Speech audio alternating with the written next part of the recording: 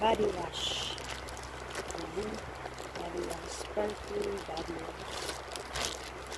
Sinakay ko sa airplane na galing sa US. Kaya, ganito yung pagkakabalot mo.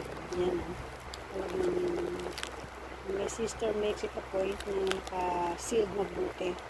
Otherwise, matatapon to sa pressure sa airplane. So, ayan. Perfume body bath. This is my favorite. Gusto ko yung body wash na may mabango. So, this is not made in, alam nyo na kung sino yung kapitbahay nating bansa na nangaaway sa atin. This is made in Korea. So, guys, every time na meron kayo ng produkto, see to it na hindi galing dun sa bansang yun.